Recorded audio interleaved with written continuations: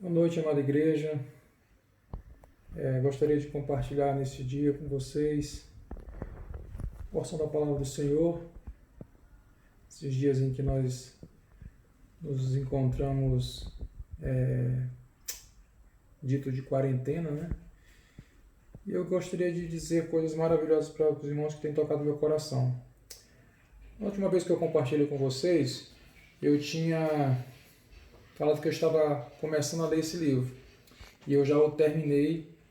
Eu queria dizer algumas coisas a respeito dele, baseado na palavra de Deus.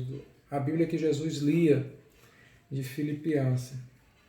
E também, ano passado, eu me senti desafiado pelo pastor Paulo, já que ele falou que retornaria a ler o livro de Atos. E eu comecei a ler o comentário de Atos de Hernandes Dias Lopes. E tem me abençoado muito a leitura. Eu já li o livro de Atos de John Stott, que é bem denso, assim, teologicamente falando, mas o Hernandes Dias Lopes ele é bem pastoral e eu estou gostando muito da forma como ele está tratando o livro. E alguma coisa eu vou falar a respeito disso. Irmãos, com relação à Bíblia que Jesus lia, interessante que esse livro ele aborda 7 pontos aqui. Com relação à Bíblia que Jesus lia, interessante que esse livro ele aborda 7 pontos aqui. O Antigo Testamento vale o esforço de ser lido? Claro que vale, porque era a Bíblia que os judeus liam naquela época que antecedia a chegada do Senhor Jesus Cristo. O Senhor Jesus Cristo lia o Velho Testamento, Paulo, os discípulos, a comunidade judaica ansiosa pela chegada do Messias, lia esse livro bendito. E é importante, os reformadores também deram muita ênfase ao Velho Testamento como sombra daquilo que haveria de vir, que é o Novo Testamento na pessoa do Senhor Jesus Cristo. Aí o livro vai tratar de Jó não só sobre sofrimento, porque às vezes nós entendemos que o livro de Jó fala de sofrimento, mas na perspectiva do capítulo 1 e 2, onde Deus é desafiado por Satanás. E Deus vai provar para Satanás que a fé de Jó é inabalável. E o livro fala sobre isso, sobre fé. Uma fé, mesmo diante de circunstâncias tão danosas, tão traumáticas, nós não podemos perder a fé. E Jó é um livro assim. Mesmo nos momentos mais difíceis da nossa vida, nós não podemos esquecer de que o nosso Deus, o autor e consumador da nossa fé, é o Senhor nosso Deus. O livro também vai tratar sobre Deuteronômio. Eu achei interessante porque Deuteronômio. Vocês lembram que Deuteronômio, só lembrando um pouco, ele antecede a entrada na Terra Prometida. E o nosso irmão e profeta Moisés, ele faz questão de fazer uma retrospectiva do que aconteceu e um alerta para que os nossos irmãos permanecessem firmes. E lá em Deuteronômio capítulo 10, versículo 12 e 13, eu gostaria de ler para vocês, diz assim: Agora, pois, ó Israel, que é o que o Senhor teu Deus pede de ti, senão que temas o Senhor teu Deus e que andes em todos os seus caminhos e o ames e sirvas ao Senhor teu Deus com todo o teu coração e com toda a tua alma, para guardares os mandamentos do Senhor e os seus estatutos que hoje te ordeno para o teu bem. Interessante que essa passagem eu acho muito, muito bela, porque assim, ele fala que eu te ordeno para o teu bem. Ele fala isso diversas vezes dentro do livro de Deuteronômio.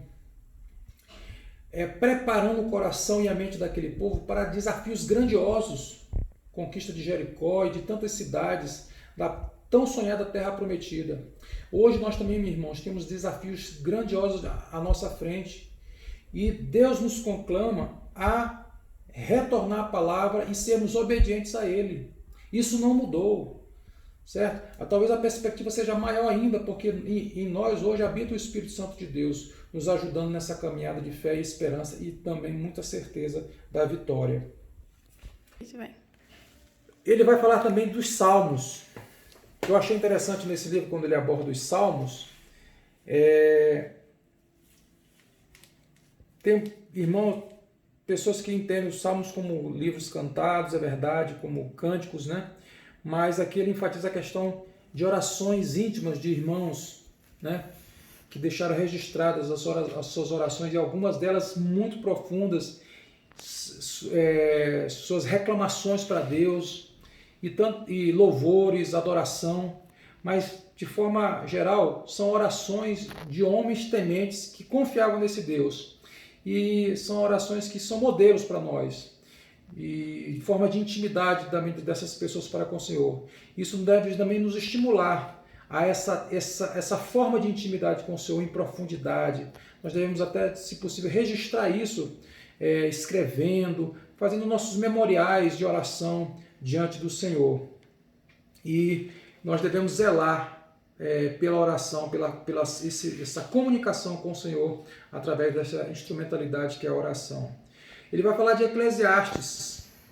Eclesiastes, e eu concordo com o autor, quando ele vai falar lá em Eclesiastes, talvez o ponto mais importante de Eclesiastes, diante de tudo que ele vai falar, do tempo, de vaidades e vaidades, mas talvez o mais importante é que ele vai finalizar o livro de Eclesiastes,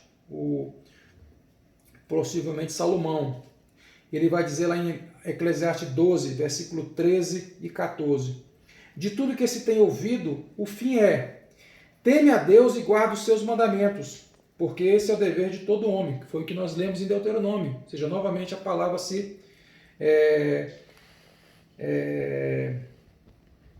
falando consigo mesmo, né? Mostrando que ela é concisa diante, mesmo muito tempo depois de Moisés, ela enfatiza a mesma verdade. Versículo 14: porque Deus há de trazer a juízo toda obra e até tudo que está encoberto, quer seja bom, quer seja mal. Essa é a grande verdade de Eclesiastes. E ele vai trabalhar também a questão dos profetas. Os profetas, a resposta de Deus.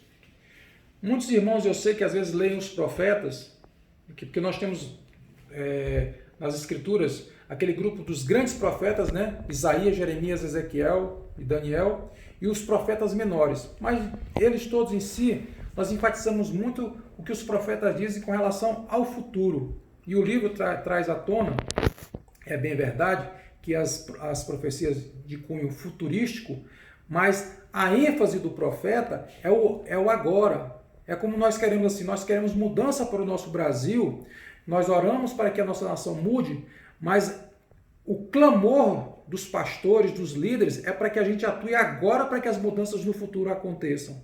E isso era uma realidade também dos profetas. Eles realmente profetizavam, mas queriam uma ação do povo naquele momento. Uma resposta naquele momento do povo, como se Deus dissesse: ajam agora. E Deus está dizendo para a gente: vamos agir agora para que haja mudanças poderosas na nossa nação.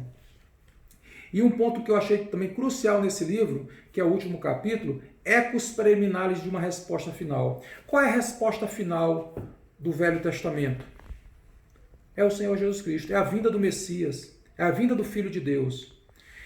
É uma resposta que Deus nos ama, que Deus se preocupa conosco e que há solução para os males desta vida. Isso tudo personificado na pessoa do Senhor Jesus Cristo.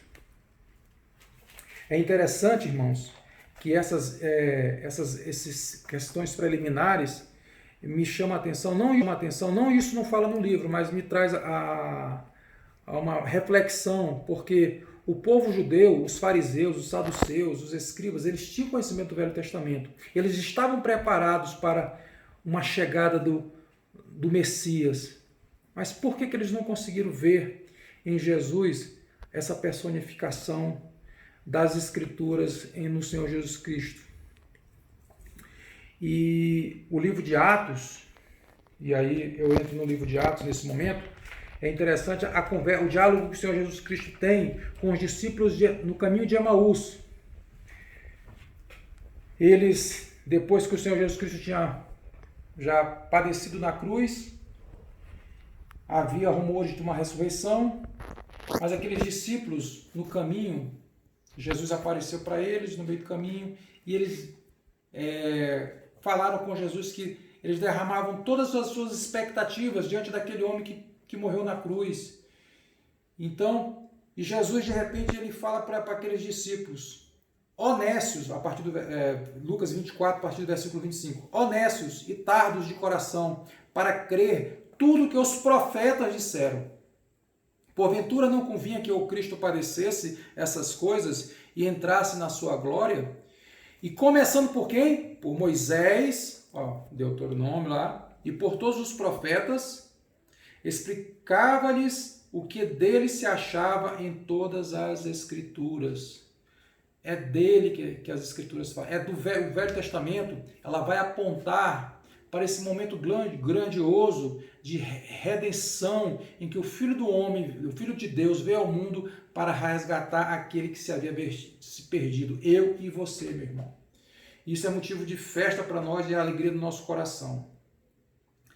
E essa verdade para? Aí Lucas, como ele escreveu os 2 volumes, Lucas, o Evangelho de Lucas, onde fala do Cristo que estava aqui, e o livro de Atos ele vai falar de um Cristo exaltado, que age ainda no meio da igreja, através dos seus apóstolos, discípulos e de nós, mediante o poder que há no Espírito Santo que habita em nós.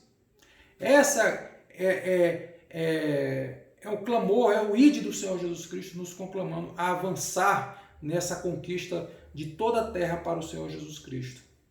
Me preocupa, assim como eu fiz aquele momento que eu falei, que por que os judeus, os fariseus, não perceberam nas Escrituras que Jesus era aquele de quem as Escrituras falavam, e Jesus fala isso para os discípulos de Emaús. Me preocupa nesse momento porque em nós habita o Espírito Santo de Deus. Em nós habita o Espírito Santo de Deus. E eu faço a pergunta, as pessoas estão vendo em nós, porque em nós habita o Espírito, a pessoa do Senhor Jesus Cristo? Eu lembro que em Atos, lá na igreja de Antioquia, foi a primeira vez que eles falaram os cristãos, foram denominados cristãos, porque percebia naqueles homens e mulheres a pessoa do Senhor Jesus Cristo. Quero, irmãos, minha oração seja essa, que em nós seja visto o Senhor Jesus Cristo. E eu gostaria de compartilhar também o que é dito nesse livro com relação ao livro de Atos. Porque eu peço para vocês lerem o livro de Atos durante a semana, porque o livro de Atos é um livro para ser estudado não como uma história remota e distante, mas como um desafio presente.